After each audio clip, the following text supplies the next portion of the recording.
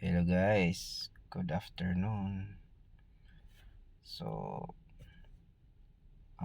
itutour ko lang kayo sa sa part nitong sasakyan.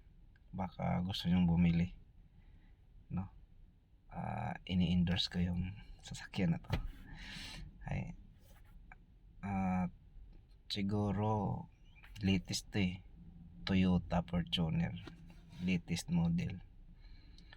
So, unang-una, yung niya, yung pag-start niya is push button na siya. Tapakan na yung preno tsaka start. Yan. And then yan na. And then aircon out, naka-auto na siya. Then sa then pag gusto mong mabilis yung takbo or normal, pipindutin mo lang to normal. Kung gusto mo na medyo mas bilis, ito yung eco. Then kung gusto mong pang sports na maghabulan sa NLEX Skyway, ay bawal sa Skyway pala kasi hanggang 60 to 80 lang yun eh. Sa SLEX, NLEX, pindutin mo itong sports, no? And then yung pag-adjust sa upuan, dito na siya. Yan. Kung gusto mong papalapit sa manabela, tulak mo lang yun. Gusto mong kung masikip, so atras mo lang. Tapos kung gusto mo yung sa sandalan mo na gusto mong humiga, ito din, ikot mo lang yun. Higa ka na.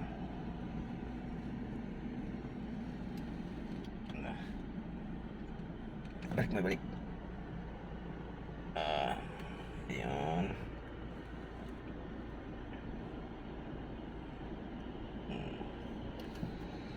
So ito yung control niya. Then ang kagandahan din nito, pag mag-atras ka, sample, i-reverse mo siya. So nakikita guys, yan kita yung buong sasakyan mo.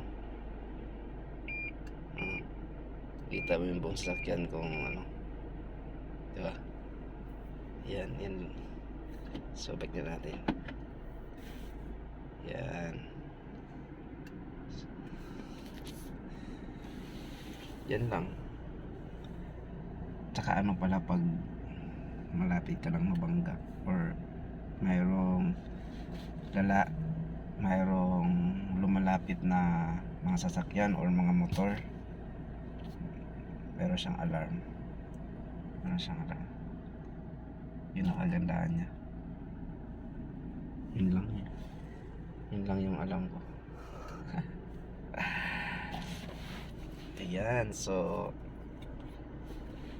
medyo may alam nito, siguro mas marami pang alam ka sa akin. Yun lang yung nalalaman ko nito sa latest model ng Toyota Fortuner. Or mayroon pa pala, kung gusto mo pala magsalita, sasalita ka dito, pinutin mo lang itong masalita kung ano yung gusto mong mag FM ka ba, diba? So ayaw ko lang, diba? Try natin, wag na. Yan lang yung latest model ng Toyota Fortuner. Bye bye. Hanggat wala pa yung boss ko, pahinga muna. Pero patayin pa natin pala. Off natin yung aircon. Off yung aircon.